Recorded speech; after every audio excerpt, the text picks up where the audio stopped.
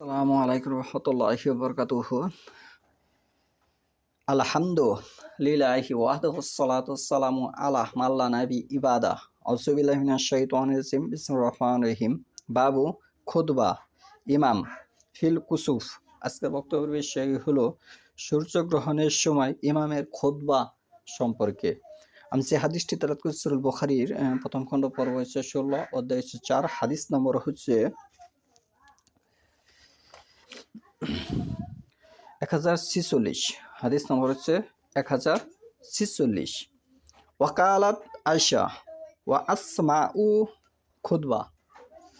নবী সাল্লাল্লাহু আলাইহি ওয়াসাল্লাম আয়শা রাদিয়াল্লাহু ও আসমা রাদিয়াল্লাহু বলেন নবী সাল্লাল্লাহু খুতবা দিয়েছিলেন। নবী সাল্লাল্লাহু আলাইহি ওয়াসাল্লাম কি করেছেন? খুতবা দিয়েছিলেন।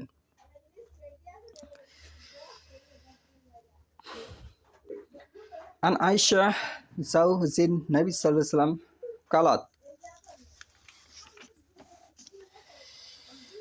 খাসাফাত শামসু ফি হায়াতিন নবী সাল্লাল্লাহু আলাইহি ওয়াসাল্লাম ফাখারাজা ইলাল মাসজিদ ফাসাফফা নাসু ওয়া রাআহু ফাকাব্বারা ফাকতারা রাসূলুল্লাহ সাল্লাল্লাহু আলাইহি ওয়াসাল্লাম কিরাআতান তাহবিইলাতান সুম্মা কাব্বারা ফা রাকা'a রুকু'আন তাবিইলান সুম্মা কালা সামিআল্লাহু লিমান হামিদা ফাকালা ওয়ালাম ইয়াসজুদ ওয়া কারা'a কিরাআতান তাবিইলাতান হিয়া আদনা মিনাল কিরাআতিল আউলা সুম্মা কাব্বারা ওয়া রাকা'a রুকু'আন তাবিইলান ওয়া হুয়া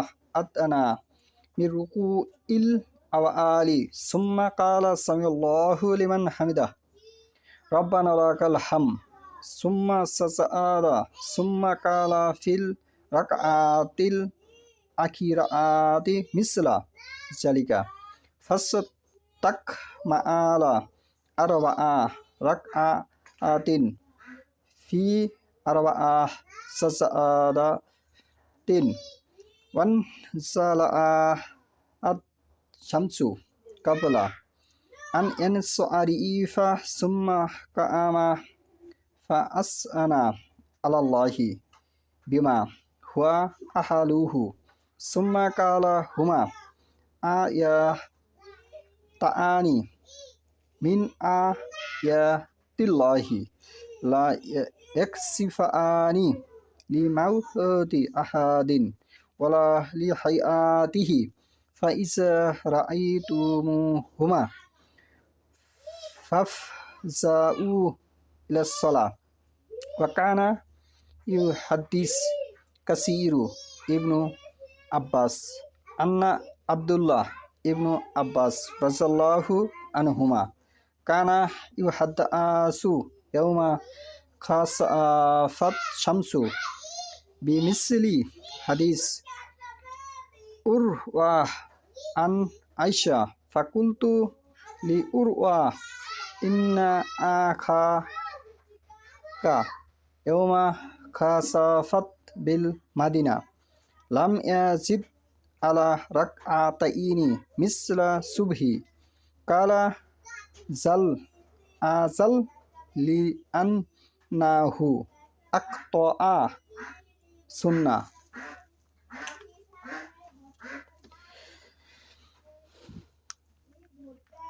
নবী সাল্লাল্লাহু আলাইহি ওয়াসাল্লামের সহধর্মিণী আয়েশা রাদিয়াল্লাহু হতে বর্ণিত তিনি বলেন নবী সাল্লাল্লাহু আলাইহি ওয়াসাল্লামের জীবনদশায় একবার সূর্যগ্রহণ হয় তখন তিনি মসজিদে আগমন করেন। বর্ণনাকারী বলেন অতঃপর লোকেরা তার পিছনে সারিবদ্ধ হলো। তিনি তাকবীর বললেন। তিনি কি বললেন?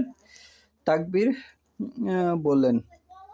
ফাকাব্বারা তাকবীর বললেন। অতঃপর আল্লাহ রাসূল দীর্ঘ কেরাত পাঠ করলেন। অতঃপর তাকবীর বললেন এবং দীর্ঘক্ষণ রুকুতে থাকলেন। অতঃপর সামিআল্লাহু লিমান হামিদা বলে দাঁড়ালেন এবং সেজদায় না গিয়ে আবার দীর্ঘক্ষণ কেরাত পাঠ করলেন, সেজদায় না গিয়ে আবার দীর্ঘক্ষণ কেরাত পাঠ করলেন। তবে তা প্রথম কেরাতের চেয়ে অল্প সময়। অতঃপর তিনি আল্লাহু আকবার বললেন এবং দীর্ঘ রুকু করলেন। তবে তা প্রথম রুকুর চেয়ে অল্প সময় ছিল। অতঃপর তিনি বললেন রব্বানা ওয়ালাকাল হাম। অতঃপর সেজদায় গেলেন। অতঃপর তিনি পরবর্তী রাকাতেও অনুরূপ করলেন এবং এভাবে 4 সেজদার সাথে 4 রাকাত পূর্ণ করলেন। তার সালাত শেষ করার পূর্বে সূর্যগ্রহণ মুক্ত হয়ে গেল। অতঃপর তিনি দাঁড়িয়ে আল্লাহর যথাযোগ্য প্রশংসা করলেন এবং বললেন, সূর্যগ্রহণ ও চন্দ্রগ্রহণ আল্লাহ নিদর্শনসমূহের মধ্যে 2টি নিদর্শন মাত্র। কারো মৃত্যু বা জন্মের কারণে গ্রহণ হয় না, সূর্যগ্রহণ বা চন্দ্রগ্রহণ হয় না। কাজেই যখন তোমরা গ্রহণ দেখবে তখন সালাত আদায় করবে বা সালাতের দিকে যাবে। বর্ণনা করেন কাসির ইবনে আব্বাস বলতেন, আব্দুল্লাহ ইবনে আব্বাস সূর্যগ্রহণ সম্পর্কে আয়েশা রাদিয়াল্লাহু হতে উরওয়াহ রাহমাতুল্লাহ বর্ণিত হাদিসের অনুরূপ বর্ণনা করেছেন। তাই আমি উরওয়াকে জিজ্ঞাসা করলাম, আপনার ভাই আব্দুল্লাহ ইবনে জুবাইর তো মদিনায় যেদিন সূর্যগ্রহণ হয়েছিল সেদিন ফজরের সালাতে 2 রাকাত সালাত আদায় অতিরিক্ত কিছু করেননি। তিনি বলেন, তা ঠিক, তবে তিনি সুন্নত অনুসরণ করতে ভুল করেছেন। তাহলে এখানে যে বিষয়গুলো ফুটে উঠলো, যে সূর্যগ্রহণের সালাতটা কিভাবে আদায় করতে হবে এই হাদিস থেকে স্পষ্টভাবে ফুটে উঠেছে।